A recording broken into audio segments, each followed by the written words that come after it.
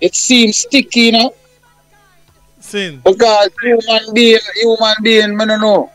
To me, all the information I've gathered is like, I don't know, my brother, is that it's serious to to my calculation Yes. mathematically. I mean, I check the statistic of when me start learn of slavery and my poor parents and how I came here in the West. Yeah. It's such a big puzzle, you know. Yeah. Yeah, Sin. Yeah, man. and we still are trying to figure out what went wrong. You know what I mean? Yeah, yeah, yeah. Now take years before they answer this, Conroy Smith, you know. Yes, it's something. Yeah. Yeah, that'll take years, hundreds of years before we establish what went wrong. Yeah, anyway, Conroy Smith, I say welcome to RFI Radio, bro. You live worldwide, you know, everybody's listening right now. You know, it's a pleasure having you here. Well, it's a pleasure, you know, for the RFI, and big respect and honor to all of the I fans and I fans, Conroy Smith fans throughout the years. Oh, a lot of people wondering what happened to Conroy Smith. Them artists there are bad artists, but not bad in the wrong way, but bad in the good ways, you know? Yes, lyrically. Lyrically bad, you know what I mean? Yes. And vocally, because as I said, we are vocalists. See. You know, we are melodious. Our singing thing, it's different because here and now we sing solely, right? Yeah. Where it's a soul connection. That's why you see when I came enter on the scene into the business in Jamaica, no producer never spend $1 for Boots our career. Seeing. We're going to talk about this later on. Yeah, Okay. we'll talk about this. I know, Conroy Smith, it's a question we ask every artist who come on the show, because most people will always ask, boy, I wonder where this artist is from in Jamaica or where he's born. So tell us, what part of Jamaica were you born, Conroy Smith? And what was life for you growing up in that parish? Was it a struggle for your family? Tell us a bit more.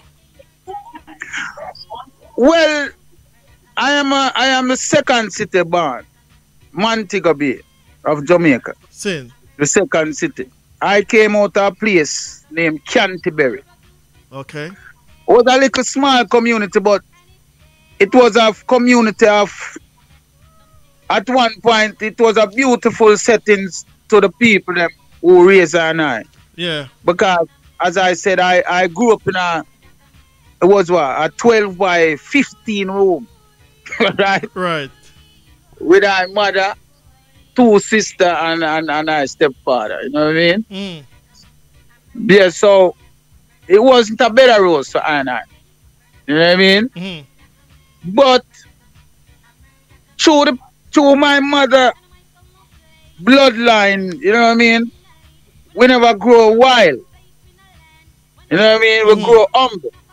We never brought up, a lot of temptation came, and you don't know, the ghetto is a ghetto, and you don't know struggling and suffering is there. Yeah. So it's either it's 2-way out, right? Yes. You can't. It's either you're dead or you just survive. Yes. You know True. what I mean? True. So are you a choice? Which one you choose? Yeah. You know what I mean?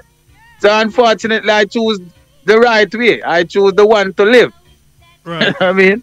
Because I used to see a lot of youth around where I and them in the same age, grew up together, went to school.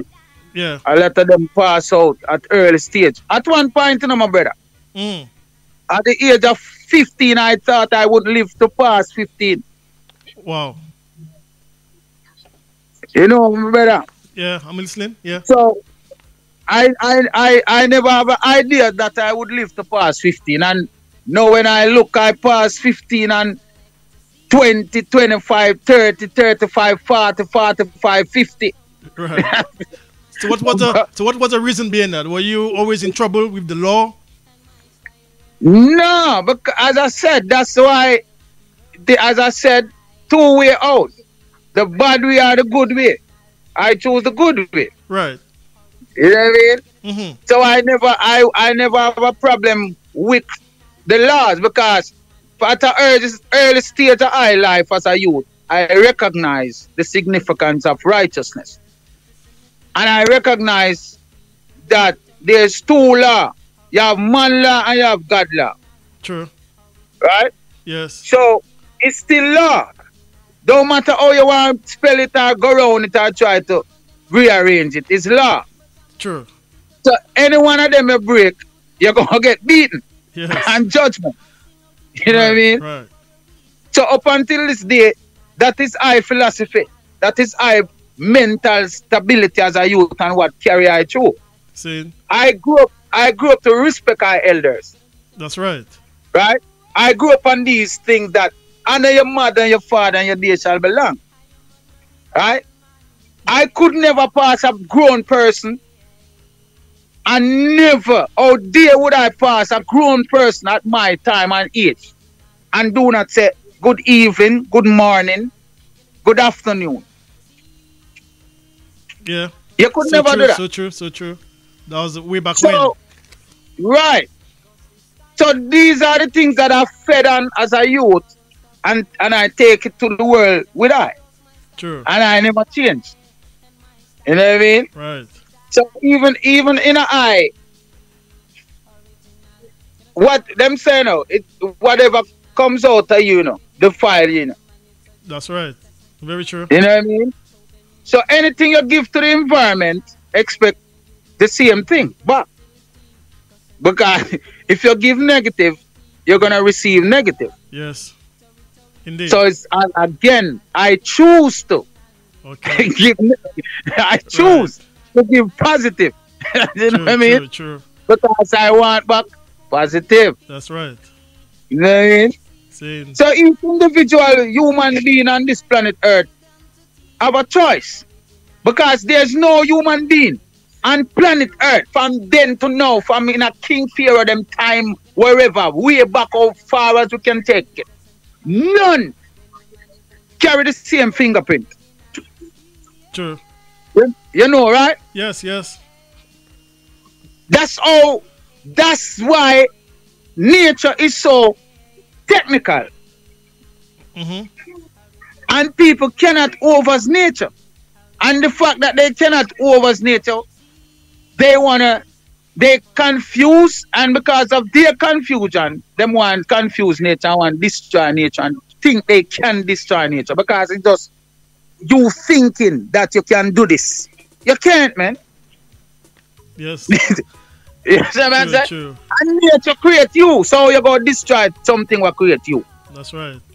That don't make no sense. Makes sense. Yeah, I heard that. Yeah. You know what I mean? Yeah, you can't create you have to destroy the creator.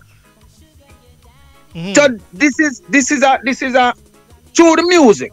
Through the music, as I said, it's a reggae music is a beautiful piece. It's a beautiful I'm gonna class it as a weapon, but an instrument. Yes. Right? It's a tool. What was given by nature, from nature to I and I. Yes, right? Sir. This is my speculation then. Because as I said, everybody have for them different own of how them analyze things and life.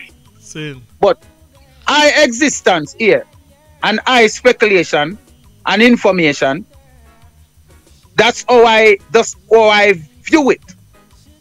The music is an instrument to bring I and I so we could communicate throughout the world. Yeah. Because the music is a cry, where somebody in Africa, music is life, And from I studies, music is what creates the world to me. Yeah. You know what I mean? Music is love. Music is happiness. It's joy. It's to me that's what it represents. True. Now, You know what I mean? now, Smith. Now, as you on the music, just tell us how your musical career started. Well, at the age of 5, 6, Yeah. you know, one of my cousin of I, Rasta youth, he used.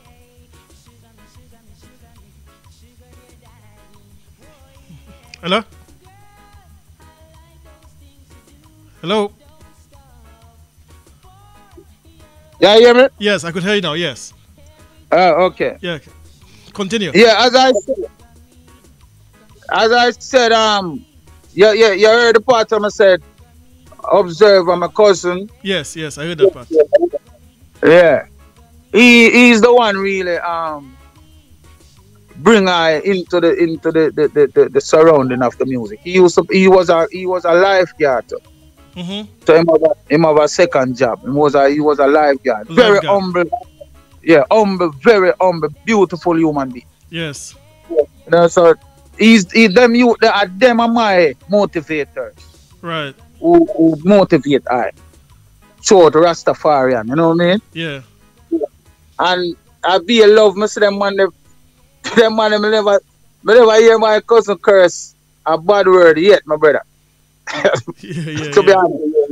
And them man I just ital food, and them man him working at the daytime at the beach. Mm-hmm. And him come home, him go play music. So he was one of the person who him first asked I mother to bring her there. Mm-hmm. You know what I mean?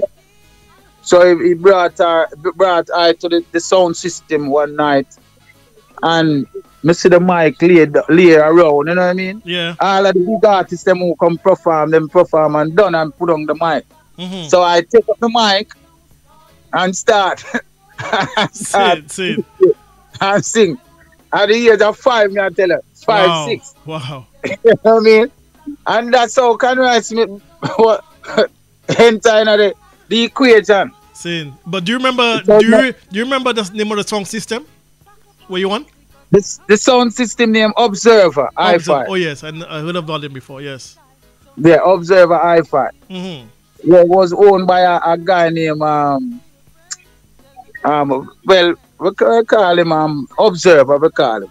He have a next name, but I can't remember the name now. But that's how I get introduced into the business, into the music surrounding and the circle of the music. Yes. So I keep up to it. My first experience at one point at Reggae Sound Splash. Okay. When I first saw Bob Marley, Greg Isaac, Sugar Minott, Leroy Sibbles, those great men. Yes. I think Peter Tut was on it one of the time. So those are the people who really draw me closer to the whole spirit of the music, because it's a spiritual thing, you know. Remember, you can't see the music, you know. You only can hear it and feel it, right? Yeah. Right. So it's a spiritual thing. What enticing you and draw your attention. You know what I mean?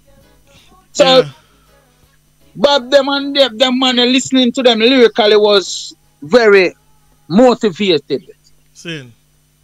Yeah, and comforting, you know, Yeah. and soothing. So that's my trail that I took, and that's the way I follow. Yeah. Now, You know what I mean? now tell us, after Observe a Song, what happened then? Where did you go from there? Well, my sister, one of my sister, the second one that I follow, she used to go to a school named High School, Moby High School. Yeah.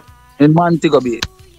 So she got me on a gig at the school, Mm-hmm. which them have a year-to-year anniversary where they keep every yearly thing where them bring down like any top young artists, because Jonah Tucker performed there, Yes. and then Nadine Sutherland. Okay. Remember Nadine Sutherland too, she was young because she win Tasty's Talent contest. So, and then Bob Marley, Tough Gang took her up, and Tough Gang start manager. Okay. So she came down that year on the stage show, and she got me the gig on it. Okay. Right, and after I did such a remarkable work when my time to my appearance on the show. You know what I mean? Nadine applaud me, and she said, "Boy, I need to come to Kingston with that talent that I have and the voice and the lyrics." Yeah. Because, as I said, I just know as a youth, my composition, even school, right? Yeah. I could write some of the baddest composition. Wow. Right? That's good. Yeah, I like it because I always get 100 out of that. Wow. Yeah, for real. My teacher, I have a teacher, her name was Miss Legore. Yeah. Yes. She always get special treatment. Okay. Which I always give a special treatment. Yeah. So it's like my composition no normal. Right. You know what I mean? So that's how I started. The first song I written was a song named Hey Mr. Music Man, can't you play me this song? 'Cause I don't have no one in this land. Can't you see that my love is gone? I don't have no one at all. I'm alone. As a little youth, I talk about it. Yeah. About 7 years old. Wow. Very talented back then. So even the musicians them, the music post to them, they must say, yo, nah man, this like a youth. Yo, where the lyrics about? May I tell it? Because me sing and then find the rhythm. Right? Yeah. So all the rhythms them was original. Right. Because they made the beat off of my melody. Okay. You know what I mean? So that it was very unique to them. They must say, nah man, this little youth. Yeah. So my sister said, yo, I saw the youth bad man. So you know as a youth and you get them type of compliments, you know. Yeah. It motivates you, you know what I mean? True. But even up until the time when we sing the hit song Dangerous. Yeah. That's how the beat was created. You know what I mean? Yeah, man. Yeah, we're going to come into that later on. Now tell me now Conroy Smith, now you said Nadine Sutherland invited you to Kingston. And what year did you go to Kingston? I think I was 16 when I decided to pursue the music. Right. So, you know what I mean? Okay, so on your arrival in Kingston, what happened then? Who did you see? Did you go to any promoter or producer? Well, on my arrival, I went to Tough Gang. Yes. Because at the time, Tough Gang was our manager. Right. Right. So when I went there, I met up in Bob Marley was there at the time. Yeah. And I'm going and I said Bob, I think he was playing like keep up. Yeah. And regular exercise that. Yeah. So one of the Rasta youth saw I came through the door, the gate, and him come to me and him say, what's good? So I tell him, so I come to look for Nadine Sutherland. I said, Nadine, invite her. Mm-hmm. So bring her over to Bob. Right. So Bob said, yeah, what go on, kid? So I say, I'm a Nadine, I look for her, and him say, say she on tour right now. Okay. And I say, yeah. Right. So in the meantime, as a youth, the first time I saw Bobby was on Reggae Soundsplash. Yeah, you said yes. You know what I mean? So seeing him in person up close as a youth. You know what I mean? It's a beautiful feeling. Yes. You know, to any youth. So it's like, I remember at one specific night, one of the sound splash when I went there, I was so close up on the front of the stage, I could see everything why I do. Because Bob Marley up till this day is my singer. He's one of my special, deep down in my soul. Yeah. Lyrical matter. Because Bob Marley composition is normal in the day. Yeah. Yes, you get what I say? He's one of, as them attack and attack, Bob Marley one of the greatest writers out of many entertainers out of Jamaica. Right? When me I speak on my acknowledgement. Me don't hear nobody else. Right. Tap that. See? True. Respect to the rest of artists them, but me don't hear no artists what tap Bob Marley. Yeah, man, skills of writing. True thing. You see me, my brother? Yeah, man. So as I said, I said to him, I said, Father, can I ask you something? A question? And him say, yeah, man. I say, the night at Reggae Sounds Pass, why the eye was crying? And immediately, him says, and stop me. Yeah. And laugh. Him smile. Yeah. And him stop the game. Immediately him stop the game. And him hold me and bring me into the studio.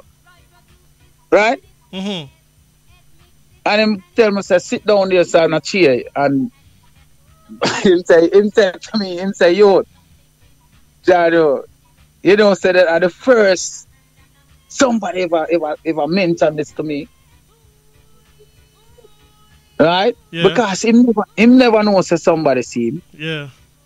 You see what I say? Mm-hmm. So him start break down the whole thing to me and show me the reason for him tears. Right. You know what I mean? Because I say, boy, when him look upon the people them at Jamaica, I remember one time I call him names and I call him Kinky Rasta and all type of thing. When him I do the work, when him come on the mission and I do them and I carry the message all over the world. Mm-hmm. Because at one point Jamaican people never appreciate love his works. So him have to take it to the world. So when him take it to the world and the world start accept it and start realize the greatness of who the man was. Right? And him come back for Jamaica for come perform to them and him looking at the crowd and him see how him have the people them in a tram and him see the foreigners just need it. Came from all over the world, right? Come to Jamaica for the food, for that music, for that powers of message, and his own people. You see what I say? Yeah. Stand aside and like them no realize what's really going on. Him said break him down here. Wow. You see? So it's right now as an artist. This is out. A lot of times I am singing right now. I cannot hold it back. May I tell my brother? True. Because I am very emotional about righteousness, my brother. Mm-hmm. If you get the whole picture of what I say. Yeah, man. You see how you feel when you meet a nice girl and you want her and Yes. you know what I mean? Yeah. That's how I am feeling. Right. About the music and about the purpose of the music. Same. You know what I mean? Yeah, man. True thing. So that's Bob feel. That's what he felt. Same. So that's why he might explain to I as a youth, and he must show I as a boy the plans I have for reggae music and for Jamaica and Jamaican people. Right? They know his plan was to set up a full corporation in Jamaica right? As the backbone of reggae music. Just like how in America you have music of Congress, you have PRS, you have all of these big monsters. True. They control and collect royalties. So he was trying to set up these things in Jamaica. That's when the music, because it's believed that the music was the biggest merchant ever at the time. Yeah. Right? What came out of Jamaica? Same. Because reggae music is a brand, you know, my brother. Yeah, it is. It is. It's $1 trillion brand. If you oversaw, what I'm saying. Yeah, man. Of course. I do understand what you said. It's $1 trillion brand. Just like how you have the oil, where the Arab them control and whatever, right? America for them thing about ammunition. In other words, it put Jamaica on the map. Right. Yeah. So the music itself is a $1 trillion brand. So he knew it from then. So he was trying to set up platforms that, if like how look how big reggae music is right now, right? And all different type of people and make millions off of reggae, you know. True. And the money not going back to Jamaica, you know. Yeah. So that's what he was trying to put in. Right. So if any person on planet Earth use the R in a reggae, the money go back to Jamaica. Him say when him finish set up this thing, him say if he's a Jamaican with a Jamaican DNA, anywhere from planet Earth to live. If a platinum are wear, your dog and your cat and your goat, everything of platinum that. True, man. Yeah, true. Also, Conroy Smith, I've got Richie on the line. He said, a king never has honor in his own kingdom. I've got a guy from where's he from? London. He's a big up to Conroy Smith. I've got a crew. I've a crewed up in Switzerland, DJ Redeemer as well. They want to big you up same way. Now tell us, Conroy Smith, when you went to the studio, Tough Gown, did you do any recording there? No, I didn't. You didn't do recording? No, I didn't, because as I said, Bob explained to me that Nadine wasn't there, and so I move on. You know? So you went home from there.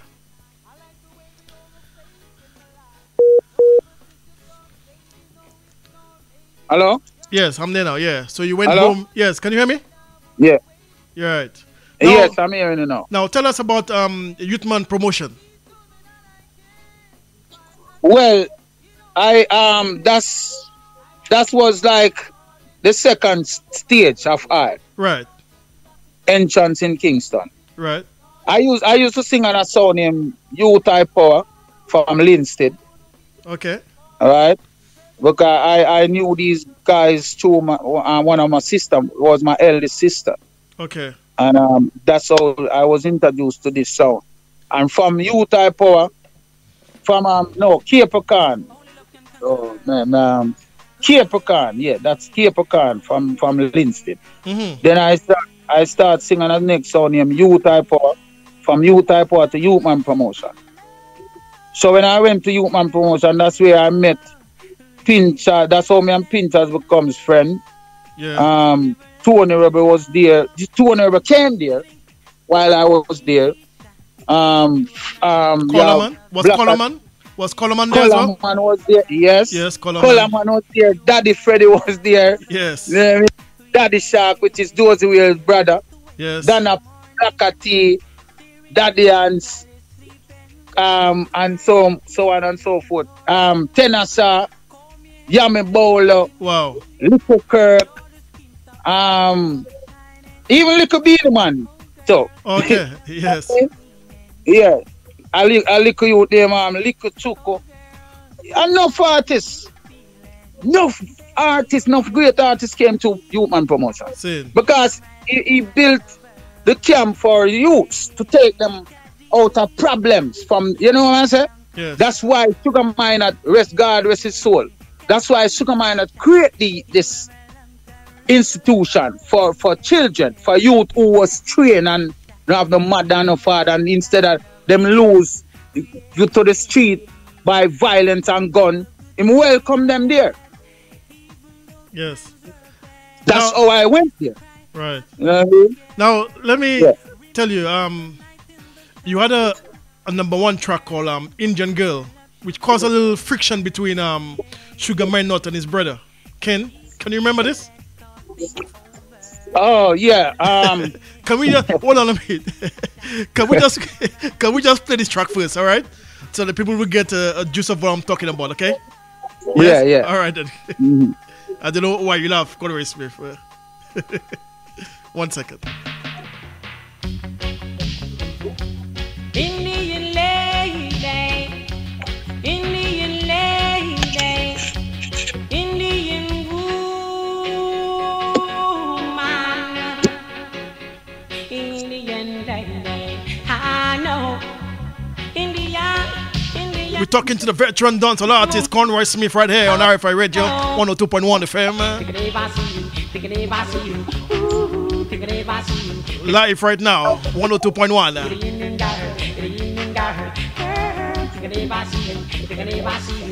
When you reap and run up and go with a guy like you and come say like some fine guy.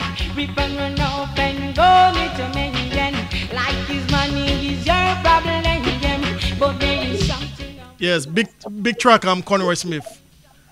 So tell us a bit more about this song, Indian lady, Indian girl. Well, as I said, Indian lady was an experience, you know. You had, yes. Of one of my writing skill, one of my composition. But I mean, I used to talk to a girl, and you know, as a young youth, and you have your little girlfriend, and you know, you get hurt. So yes, it's a part of, as I said, whatever. Remember, I experience things in life. So yes, I sing about my experience. Indeed. Right? So every song that you heard from Conroy Smith from then to now is what I've learned, is our experience. Experience, yeah. You see what I said? So that's how Indian Lady came about. Right. But Indian Lady was a song what it changed the environment of the reggae music in Jamaica at the time. Right? So what happened that this song I voiced this song for Youth Man Promotion. Yes. For Sugar Minott. Right? Right. And when we finished voice the song, I asked him brother Ken, he was the engineer at the time. Yeah. I asked him, I tell him to run it for my cassette so I can go home and listen if I make any mistake. Right. And refused. He tell me, say, no, the rhythm no really set on him can't do me. So I'm say what I mean. It's my voice on it. What I mean I can't do it. Yeah. Go and go home and listen if I make any mistake so I can correct it before the day feed mix and all of these things. Yes. No. So I say, yeah, what do for me? You see the little red button right there? Eh? What it say? The race, right? Let's take that little button to me. Yes, sir.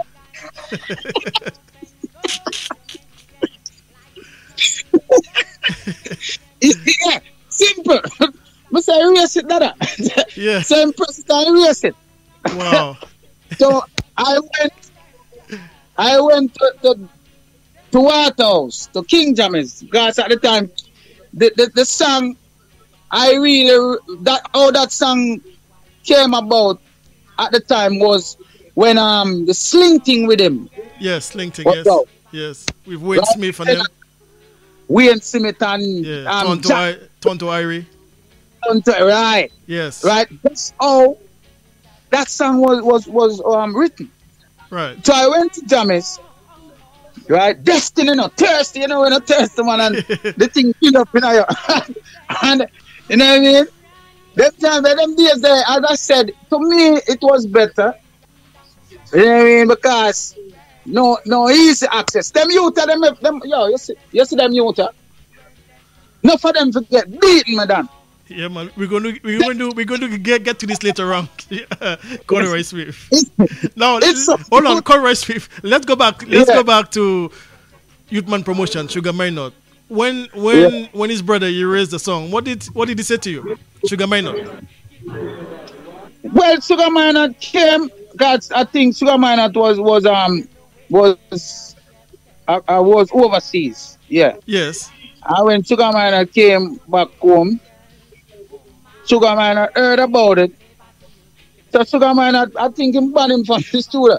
But he banned his brother from the studio because of you. The man tell him, say, yo, you're mad, man. If the man say want the tune for listen to you, give him it. Yes. You know what I mean? It's stream song and all that. Yes, man. Which makes sense. The man tell him the right thing. Yes. So the man banned him from the studio. So when you know what I mean? So when Sugar Minot heard you were with King Jammy's, he must be quite upset, wasn't he? No, what really happened, you know, it wasn't Jammy's release Indian Lady, you know. I went to Jammy's. Yeah. And the gate man said to her that because the gate man saw I and you know him spiritual in you know. Yeah. Him kind of. So him say alright, here him say come back tomorrow.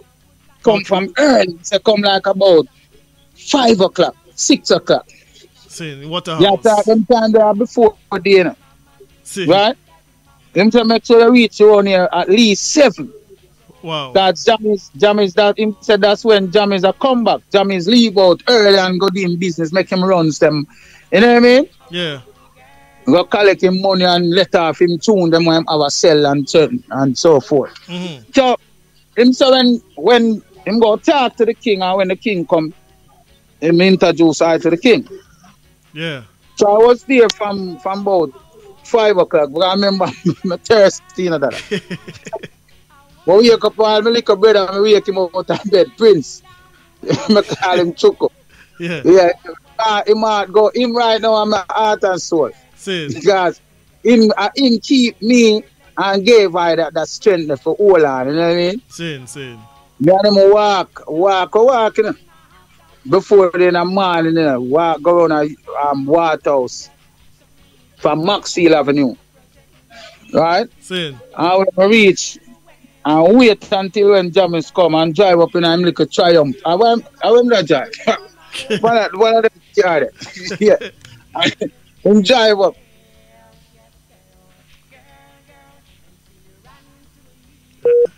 Hello? Out there now. Yeah. Hello? Yeah. I could hear you now. Yeah. Yeah. The gate man said, King, see the youth I'm tell about. I'm a brother. Jammy's walk past me, you know, like you walk past a garbage bag in the street. Oh dear. yeah. No, I still have to smile about these things. Yes. But it's experience.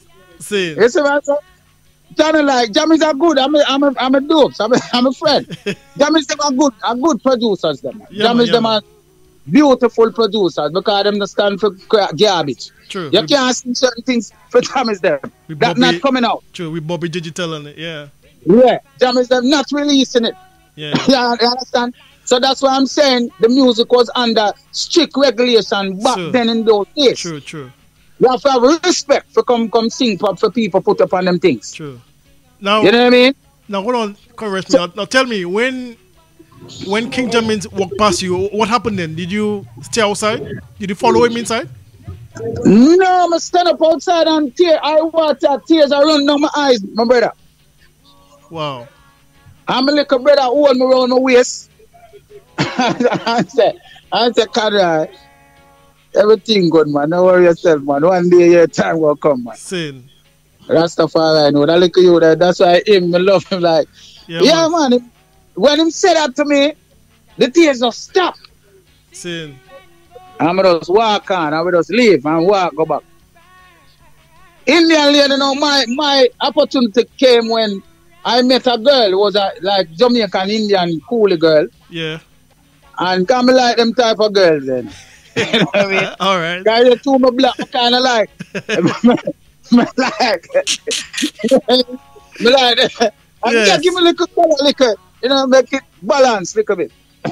Right.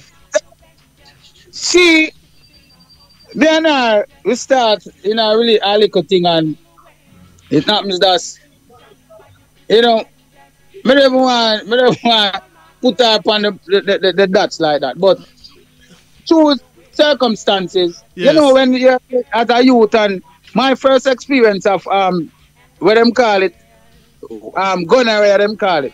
Right. Yeah. Yeah, as me say, STD. Yes. Right? My first experience was from her. Right. But when I went to public. I went to the public hospital. Yeah. Slipen Road, them call the place. Okay. Right? Yeah, it wasn't public. Slipen Road. Because the first experience, me I urinate and feel something. That's what I want it.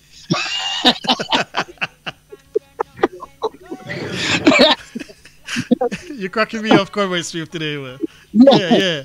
Somebody said, no, man, what is, man? Something all right. So, man, I said to one of my brethren who live across from me, I asked him, say, he might make me know so now because I think his mother was a doctor. Okay. So he must say, boy, nah, man, a STD. So he must say, you have to go to public, man. So him introduced me, basically, as I said. And I went to public. And I see the doctor come and bring me inside. And I see the man pop out a needle, the longest needle I ever see that. Yes. Say, what is that? Then I said, turn around. I said, no, the man I say, mean. Now juke with it.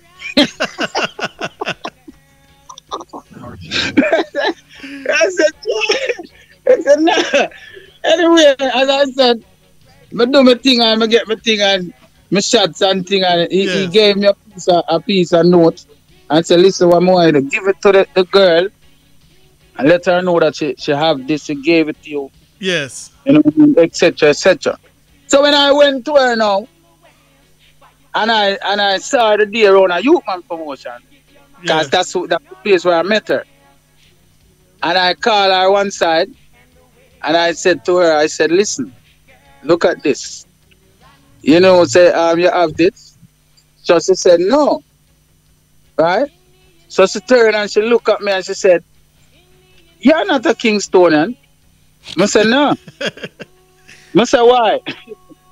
She said, if ever one of them Kingstonian man, the amount of kick and box.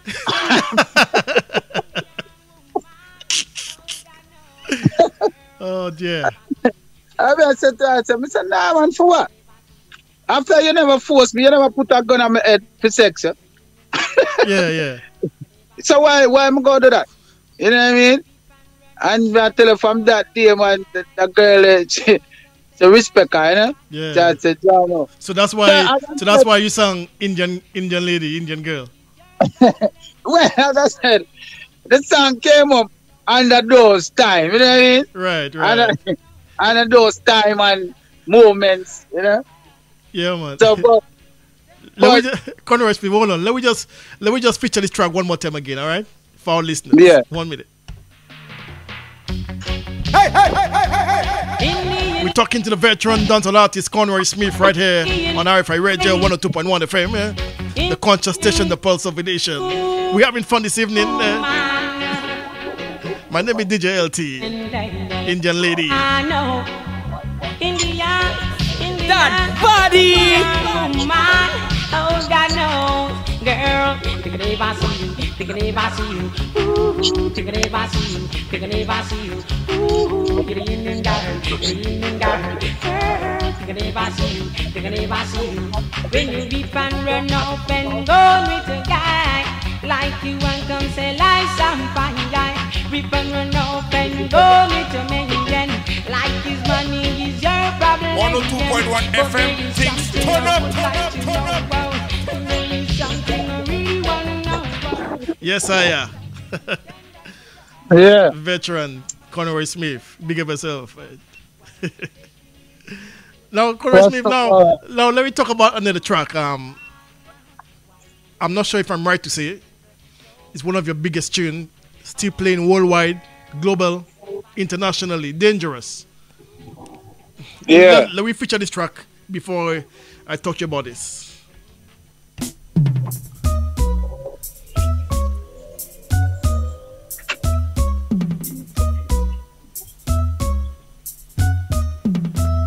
Dangerous. Hey, hey, hey, hey, hey, hey. I am dangerous. Yeah, I am dangerous. That yeah, body. Dangerous. 102.1 FM, things turn up. I am dangerous. Yeah. Boss of the one, the veteran dancehall artist, Conroy Smith. Dangerous. Yeah.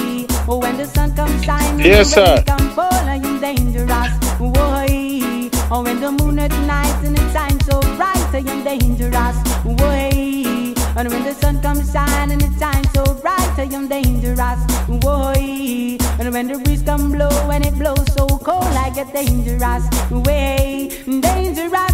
One of my favorite tracks from Conroy Smith. Boy. Live right here on RFI Radio 102.1. I get dangerous. Yeah. If I go to a dance and the dance is drum, I am dangerous. Way. And if my song is play and the next sound test, I am dangerous. Way. And if I sing a contest. Big song, big track, Conroy Smith. This tune is over 21 gun salute, sir. Hello? Yes, yeah. Yeah, I said big tune, big track, big song. Yeah, yes, sir. Yeah, man. So if I'm right, yeah. I was saying, if I'm right, the first place you performed this was in Sting 1988. Right, Yes. right. That was before I even did it professionally in the studio. Wow. How comes? Because the song was written for the 40 Hardware Clash. Sting 88. Right. Was Sanchez, Pinchas, Courtney Melody, and I. Mm-hmm. You know what I mean? So that's how the song came about. I was on a flight coming from Canada, Yeah. and I start.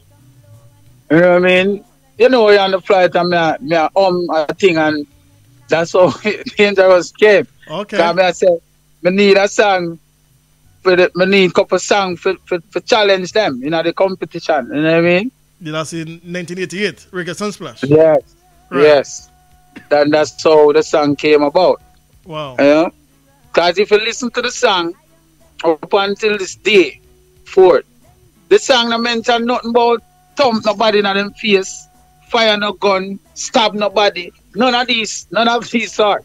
Yeah. The song just said, dangerous in God who I put my trust. Right. When the sun come shine and the rain come fall, I am dangerous.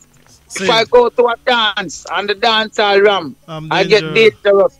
If a singer come test one jump in my test, I get dangerous. Right. Musically dangerous.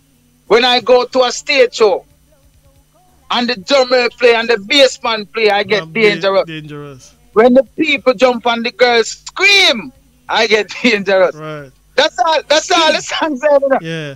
But hold on, Conroy Smith. But why was it banned on the radio in Jamaica? Was it banned on the radio in Jamaica?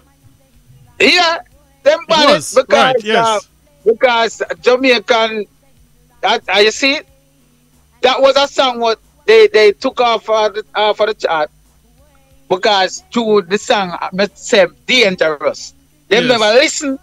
Them never listen to the context of the danger, you know. Yes. Them just use the word danger. Right? And the word dangerous them use and say them understand for. You know what I mean? Which wasn't make no sense. You know? Right. But that's for sure how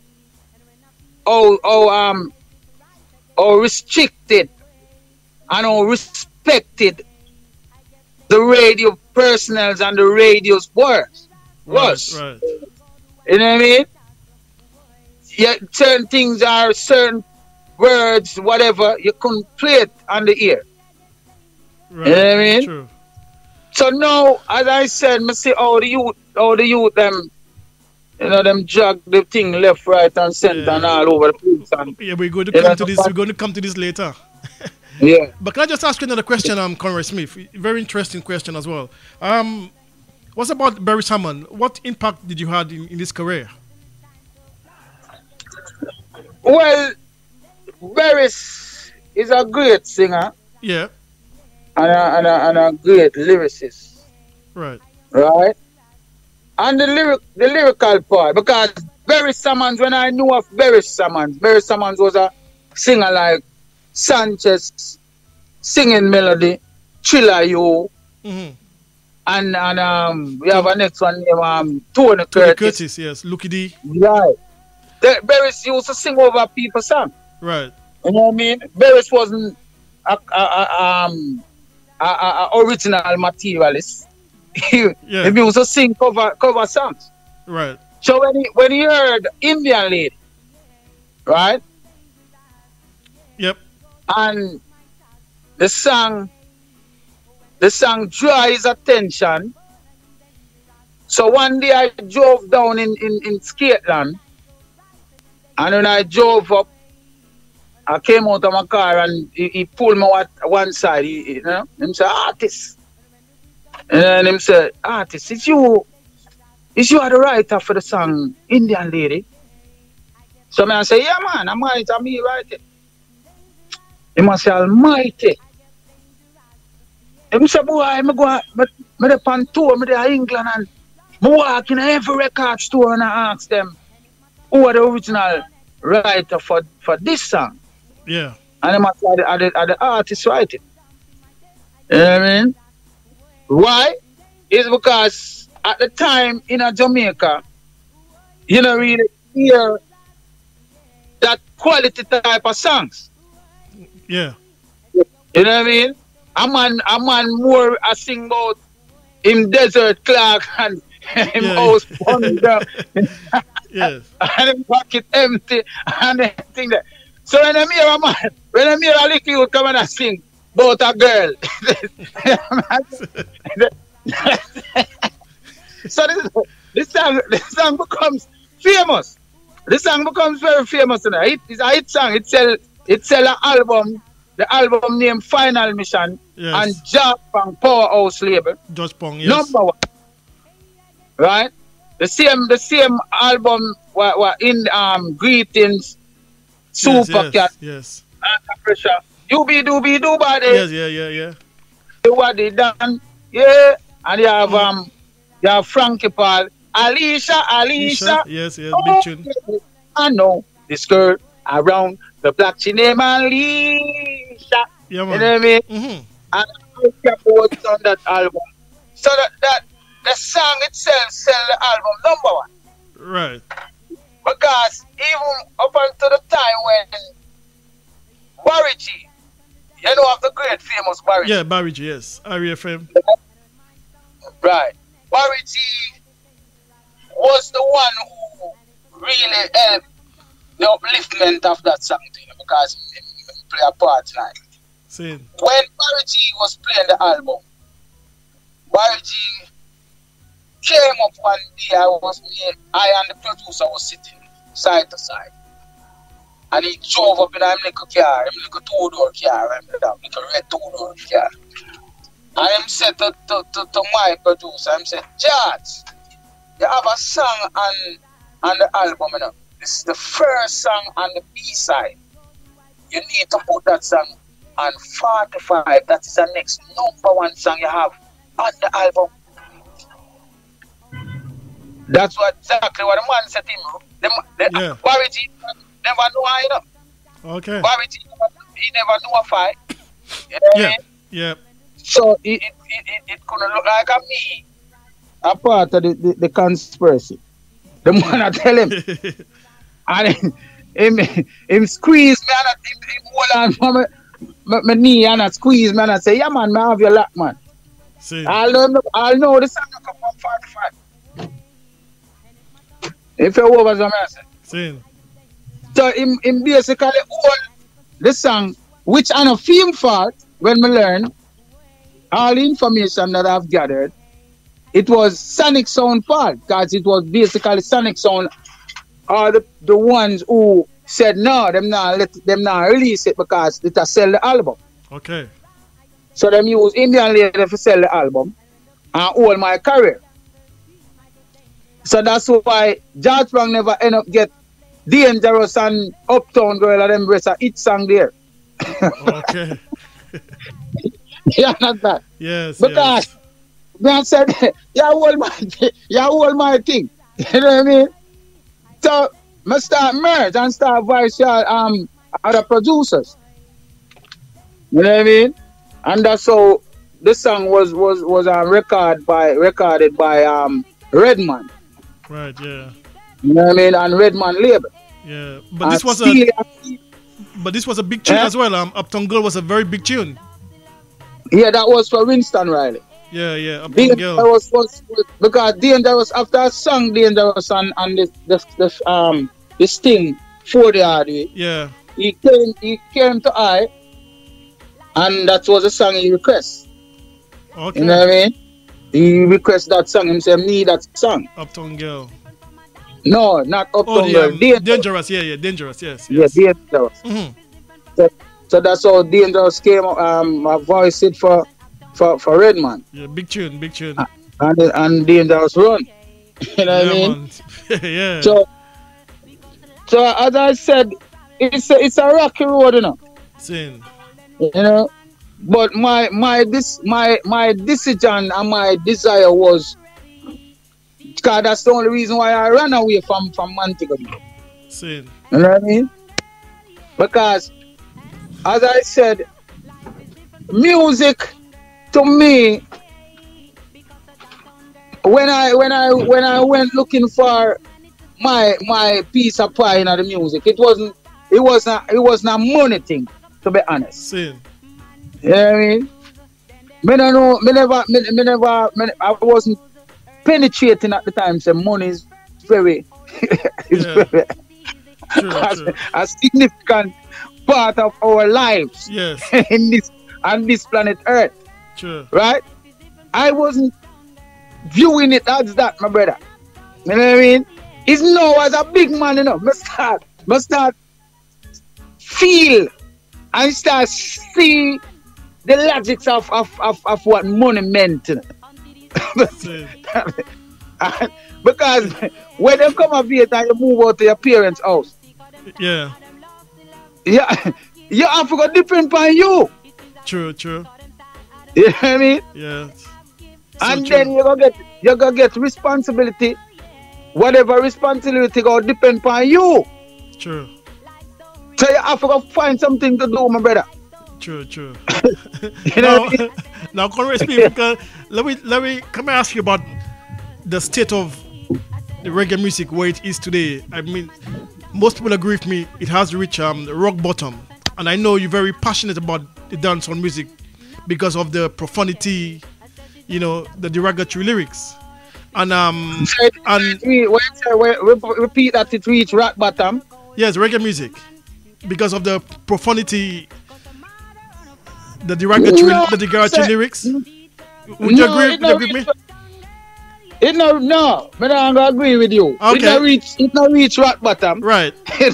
It not reach rock bottom.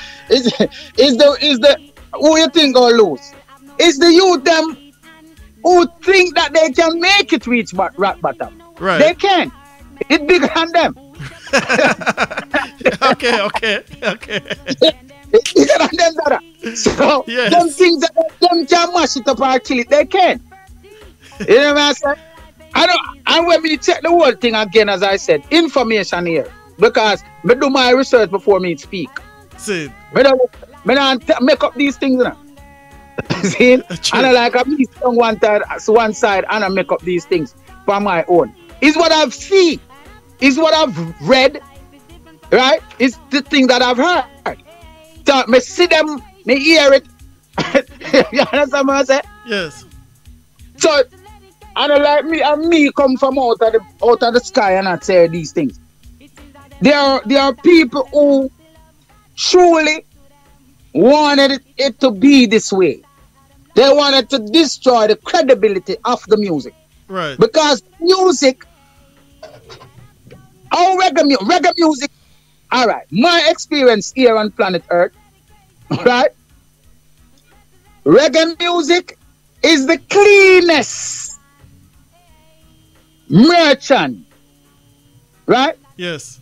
To the society of the system of the world, systematically, right? I want to say clean in every aspect of life itself, right?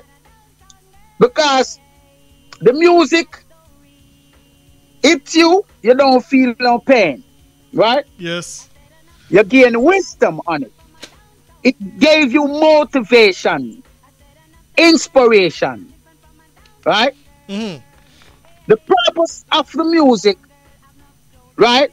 So the people that participate and make it becomes a business, a musical business, right? Their money came clean. If you're over, what I say. Yes, I'm listening. Yeah.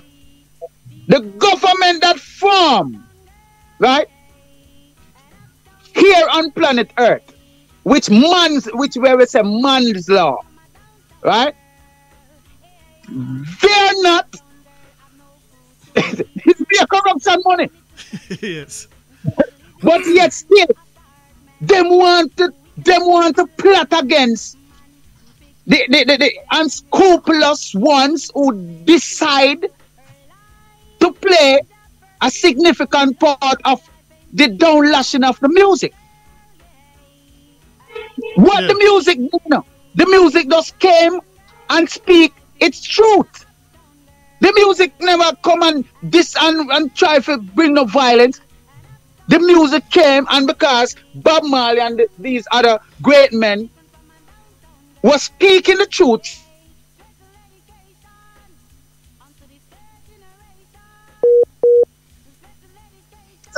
Hello? Hello? Yes. Yeah. We there. We listening, yes. Yeah, third party not like hear the truth. You know. Third party not like hear the truth. Yes. But they more hear it. As I'm saying, reggae music, the money that you make out of the music is pure. Right? Yeah. So Babylon know they couldn't stop it. Right? Remember, you know, I came from the ghetto, you know. And when I was growing up, from ghetto, right? As a ghetto youth, when you walk the street sometimes and a police see you, the first thing you think come to mind if he's a thief or a murderer as a black youth. You're listening? Yes. We there. Yeah, we're listening. Hello? Yes, I'm there. Can you hear me? Yeah. Yeah, continue. Yeah, as I said, when I know as a teenager in a Jamaica, right?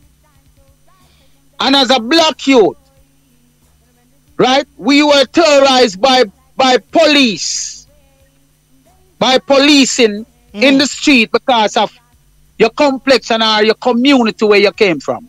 Right. Right? If you're a ghetto youth who come from the ghetto, they stereotype you and always harassing you thinking that you're a thief or you're a murderer. Yeah. Right? Or you're a gunman. right? Yeah. I experience is that the music, as I said, from my born and identity, when I recognize as a youth who I am here on this planet Earth, my choice was to do righteousness and do the right things. True. Right? So I've never mixed up, I've never taken up a gun, a knife, shoot or kill no human being on planet Earth. Right? Even if me to more time is a man, me not like flying because to fly fish by everything. And sometimes I lick the fly, me don't want to kill him. Me just throw him out. You understand? So when it comes to my direction of my choice, again, is my choice, you know? Right? Me not say is everybody have to choose that way, you know, my brother. Right. But I'm speaking of I as an individual person, an individual human being here on planet Earth. I choose to look into the crystal ball of I existence on planet Earth. When I seen young youth of my age not living to pass 14, 15, 16, 17, I said no. Then I just came on the earth to live for 16 years and then that's it. Yeah, right? Yeah. So I made a choice. So as I said, the music is so significant to life.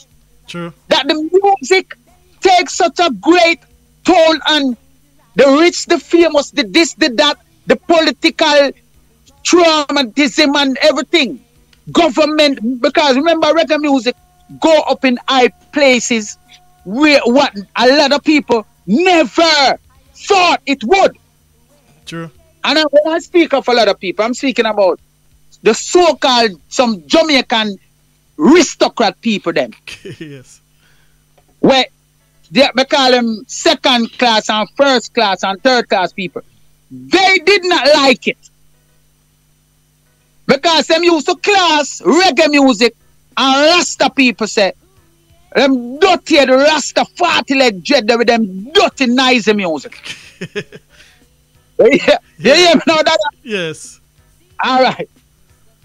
Madam, I know me make up these things, you know.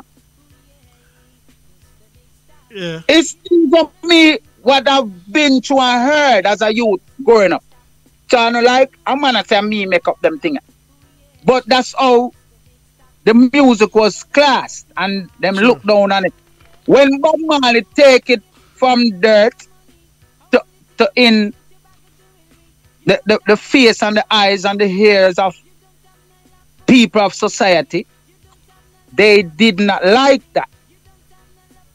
So, right?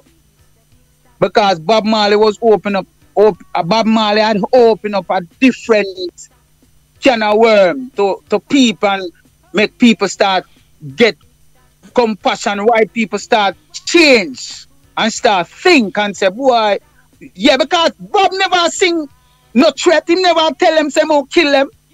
True. You see what I say? True, true. Bob Marley just sing and tell them, say, yo, live and let we live. We deserve to live. We are a part of nature. We're born here on planet Earth. We're not born on the sea, my brother. True. So why we must enjoy the planet where we born from? That's the only place we know to live. So that's what Bob Marley was saying. That's all him say. Him never tell them to them for dead and rumor threaten them for come kill them. No. He came to them respectively and said these things. You see what I say? True. So the people them who decide to counterpart in the interruption and the interception of the reggae movements and the brand of the reggae. It was a deliberate thing where they purposely contribute to the downfall of it. True. You see what I'm saying? So when them hear the negative things start to grow into the music, they applaud and rejoice. Because they must say, oh, this is a dirty dread wanna have no college degree. Come and live 6 and 7 and 8 and 9 star life. Yes, I'm saying? Because that's the life what artists live, entertainers. So they wasn't having it. True. And enough of them went to this college and this a college and him send him picnic and spending money, send him picnic and him when him look him say a Rasta man a drive Range Rover.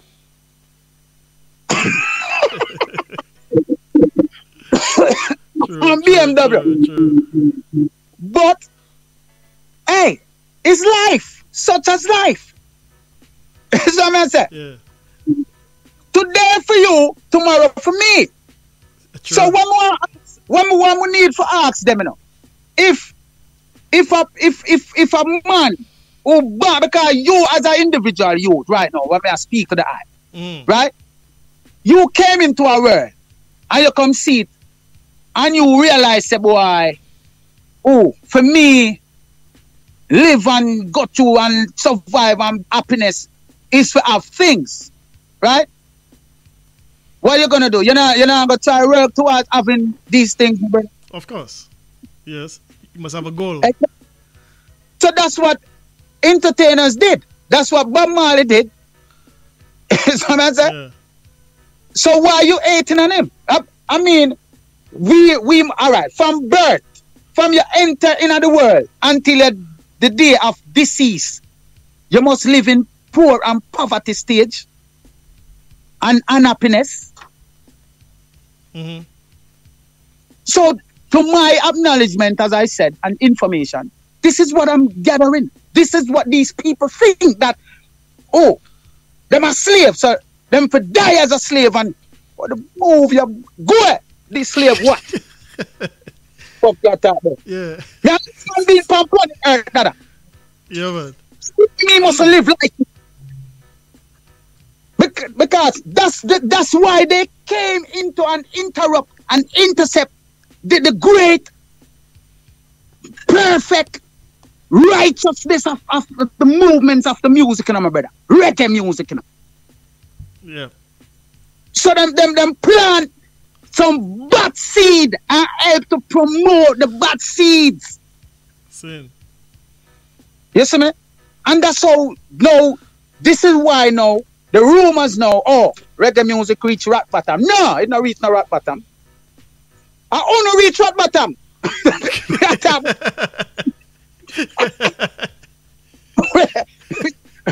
Yo, the music can and will never die. Now, Conroy Smith, tell me now, what message do you have for these up-and-coming artists? You know, singing this derogatory music and the profanity. What message do you have for them? Well, it's not, I not even say message as food to them brains. See it? Yes. It surpass message. Right. Right? I don't business our man say, boy, well, me not fight no youth now. See it. From make them food or demands them liberty, you know, for them families, you know. Right? I am not trying, me no response about none of that. See. Because my experience came under pressure as a young youth, as a teenager who I came up in a fair time when all of these things was happening. Gun killing, yo, dada. Them don't know the world. Dada, where I came from, was a war zone. See.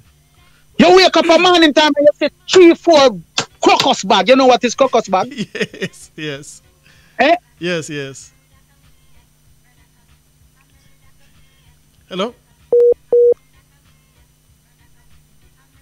Yes, Conroy Smith. Yes, I'm here. Hello? Yes, yes. Yeah. We are here. You see body parts in a crocus bag. Right? That's how violent I experience as a youth. Yes. Right? And again, as I said, what I did, I choose to take a different path. Right. Right? Let me give you a little scenario, a little editing. Right. One time I was coming from school. Yeah. Right? And I came home and one of my friends, where we grew up together, called me around the post office back. And he said to him said, Simit, because it's Simit them call me. Right. Him said, Simit, we are going on a works. If me come, someone say, yeah. Someone say, yeah man, which part? Them say, up a place them called Albion. Right? Mm-hmm. Someone say, okay. Then me see him take out a thing out of him waist, which is a gun. Yeah. Right? Someone said to him, I say, so me done. Wait, so what you do with that? Him I say, oh yeah, we are go on a works. As a works I go on. Me say, but you don't need that for go on a works. Them start laugh. I said, so what? God, you know as a youth, me think like, you know, crash program work and those, you know what I mean? Mm-hmm. That I get a little roast, figure do something, carry out something or go clean up some people yard or something like that. Wow. Right? Yeah. So they tell me now, say, a robbery. Someone say, well on, yeah, I soon come because I eat my lunch from my grandmother, my grandma. So, when me going at the front gate, Dada, you hear me? Yeah. I'm going at the front gate to the front gate. Them not see when me come out back.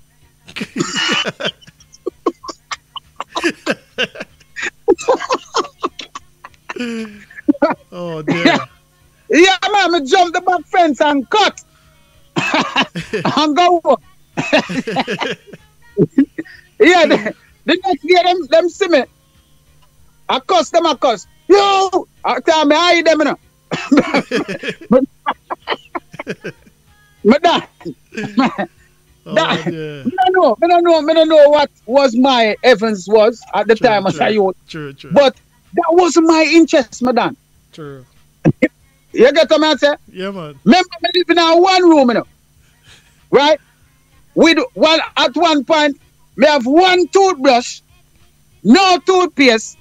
I'm going to share the toothbrush with me and my two sisters. Wow.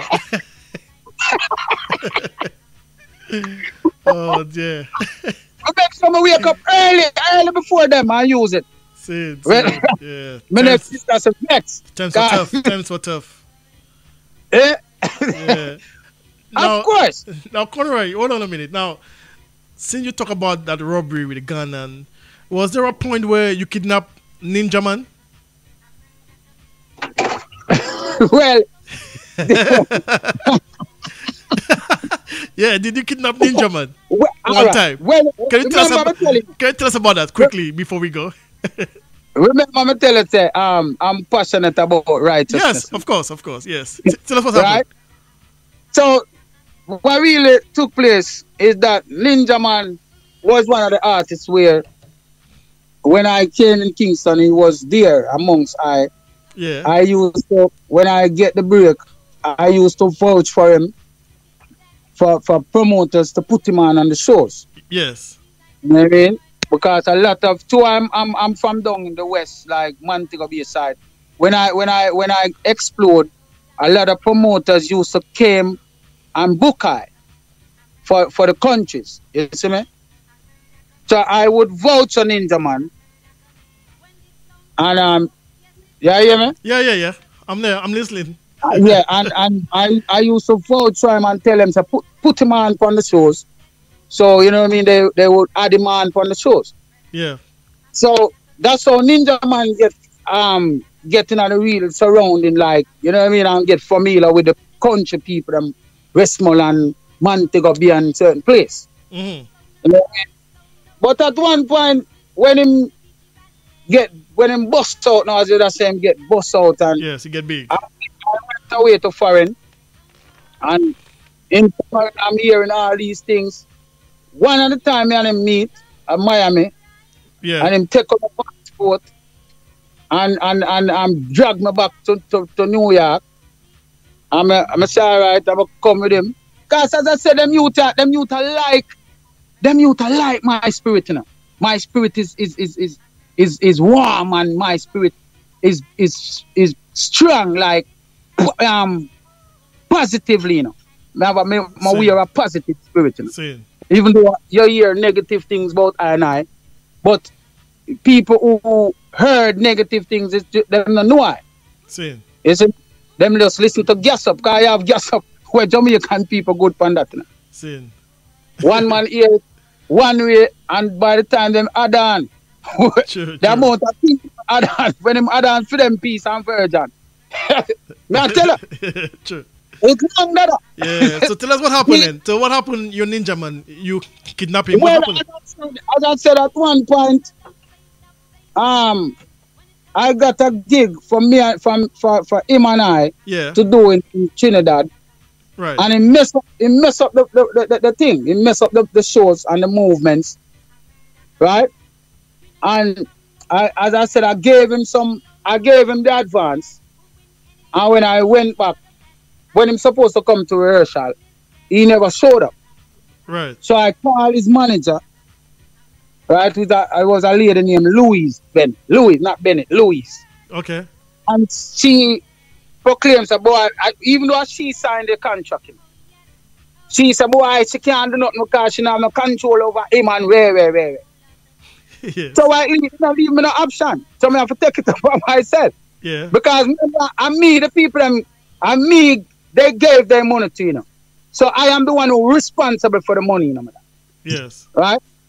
So when I went to Ninja Man now, I'm living in a house, topside, Juna Reed studio. Juna Reed gave him a house to live in at the time. Yeah. So I went there, and him tell me, make me know, say, boy, artist, the money where you give me done already. I want more money. So I said, Dan, you sign a contract. You sign a contract. Forget this amount. That's what you sign for. The contract said when you get to the destination, you get the rest of your money. Yes. Right? He must say no. He want him money, and so I say, all right. I'm going on my money now and split it and give him and say, all right. Even then when I did that, the dude not showed up. Wow. You see what I say? So that's when I decide now to go for him. And which I did. Me, I'm a police friend. I'm a soldier friend then. Yes. Yeah. I'm a dress up. My little brother was there. Yeah. Okay. He can vouch for this. So as I said, we went up in the house, and when we went there, we saw him have a gunman named Spratt. I don't know if you heard about a story or a history about a youth named Spratt. No, I don't think I've heard. Was one of Jamaica notorious. Yes. Right? He was there because Ninja Man had clear him when he got deported back from the US, and the Jamaica government hold on for him. See. And Ninja Man put up the money and bail him. Okay. So he was there. So when we went up in the yard, we bumped up on him. Wow. And one of my friends, one of the soldier man said, Almighty Sprat! Me never know say I would have get for killer.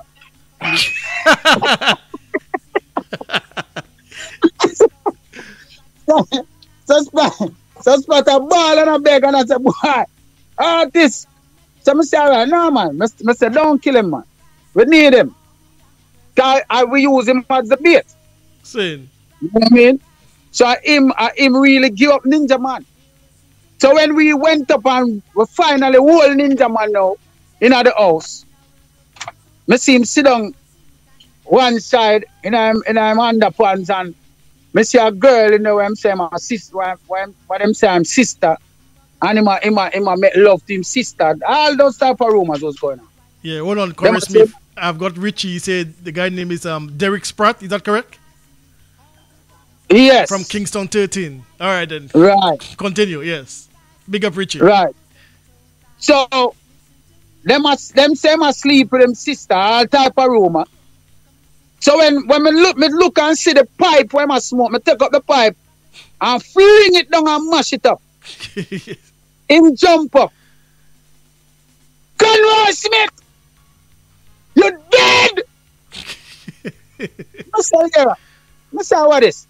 I say how me for that? Shut the fuck up, nigga. Language. Yes. Yeah, my bad. Okay. Well, apologies for this. Okay, continue. Yeah, yes, I apologize. That's cool. I apologize. I say, shut up. You can't kill. You're not in a position for killing anybody. Eh? So we tie him up and take him out of the house. You know what I mean? Yeah. And put him in my car trunk. We drive with him down to one place named Linstead by a spiritual woman, a herbalist. She was a herbalist. Right. So I paid her and said, listen, I wash out this boy, I detox him out. The drugs out time. You know what I mean? Mm. And the lady same chick her. After a couple of weeks, he was there. The lady same chick her and she called taxi because I told her, do not let him out of your sight until we come back to get him. Until I forward, come get him. You see me? Same. And pick the lady and the lady let him call taxi and him get to it. Right? I was chilling with I think I was home chilling with my friend them. On the radio, I heard him on the radio attack. Oh, people who see some artists. I talk about them a good singer. Them a murderer. So I said, and I call my name. I said, can't hurt me. Oh, me kidnap him. So I say, yeah, no. Oh, me a murderer. Because if me was murderer, I would have killed him. Right. You know what I mean? Me never want to kill him. My purpose of doing that, was, me I explain to the man, say, I said, Ninja man, you are a very respected youth, where the youths them are looking up onto you, right? The ghetto youth them love you and honor you and respect you. Whatever you shape, however you shape them, that's what they're gonna be. You see me? Yeah. So me I make him know some my life. You see the music them where you DJ to the youth, them it's gonna cost the music. And that's exactly what happened. Yes. You get to me, my brother? Mm-hmm. Because I saw who you think breed the bounty killers and the marauders and the vibes cartels and the all of them where you hear breed now. It stem from there. Sin. That's where it stem from, my brother. That's what I say. And it's what you gave to the environment. But see I reach him, judgment come back, come bite him. True. He's incarcerated right now. I'm not rejoicing because, as I said, he's a beautiful youth now. Ninja man, kind, very kind. You see me? Mm-hmm. Very, very kind youth. And loving. But he did not understand what he was about to do. Sin. And it cost him life. Because he messed with something, right? And as I said, when me I try to explain to the eye, said them things that them beat up the music, and them safe. True. It's a self-destruct go on, my brother. Yeah, yeah, man. Yeah, man. It's a self-destruct gonna happen. Remember, you cannot.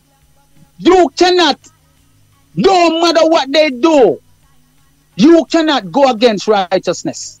No. And that's what reggae music is all about, and that's what it stands for. True.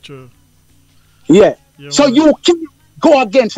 So all of them who think they come play a part and put in for them little piece of role and of destructive pursuit to whatever them things are. Oh, money want and want drive this car and you could go and get a job, nigga. Yeah, man. What you talk about? True. But Conroy Smith, we're running out of time actually. Look like we'll have to have a part 2 of that interview. Definitely. Yeah. We'll have to have a part 2. We're running out of time actually. And even get to play some of your new songs. Maybe next week Saturday we can have a part 2 of this interview because I know you have a lot to say as well, and you know. Yeah. Anything you say, all right, brother. yeah, we'll have a part 2 of the interview because we're running out of time. Anyway, Conroy Smith, the blessings having you here, King. Absolutely blessings and an honor for you to be on RFI Radio 102.1 FM. And I said, promise we're going to have a part 2 of this interview. Sin? Respect. Yeah, man. Give all right. thanks. Yeah, man. Blessings. Yes, much blessings. love and blessings. Yeah, man. Yes. Sin? All right. More for the New Year's. More you pressure them, you know, for the New Year's. yes, I will for sure. Conroy Smith. Yeah, pressure them. I said, definitely we're going to have a part 2 of this interview. We are going to have a part 2. We are going to have a part 2, okay? Conroy Smith, blessings. All right? Yeah, man. Happy New Year's to your fans and to my fans and the world. Yes, I.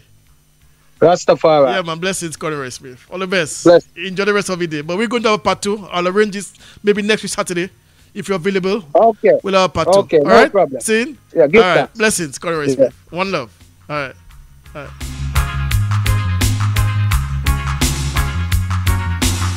102.1 FM, things turn up. We're going to have a part 2 of this interview. Conroy Smith, veteran dancehall artist. Big up myself, Serena Charles. Big up Richie, Rosalind Willie, Michael Garrick, all the way in Philadelphia. Big up to Chubby, DJ Redeemer, all the way in Switzerland as well.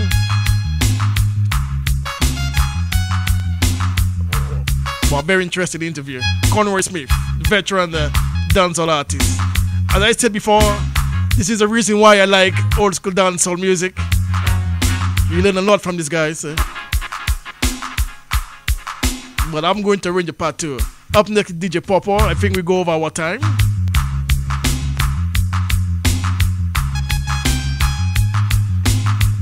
.1 FM, things turn up.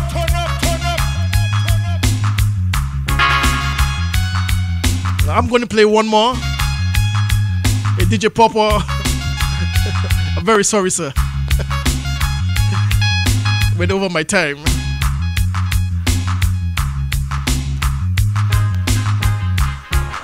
I'm going to finish the show with his big tune, Dangerous.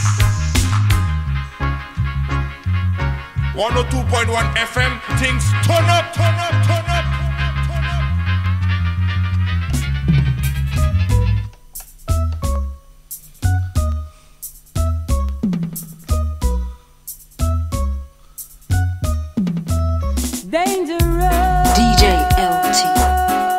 Once again, big up yourself, Conroy Smith, for passing through RFI Radio 102.1 on the FM dial. Don't forget to check us online at www.rfi1021fm.com. We're dangerous. Up next, we got DJ Popo. He's ready to go. When the sun comes shine and the rain comes fall, I am dangerous. Or when the moon at night and it shines so bright, I am dangerous. I know you wanted to stay for longer, Conroy Smith, but we're going to have a part 2 for sure. Just for our fans, for our listeners as well. Promise, part 2 is coming up. Dangerous, yeah, I get dangerous. This is your favorite radio station, and you can listen to us on the Radio Garden app at RFI 102.1 FM. Also, you can check out Carol.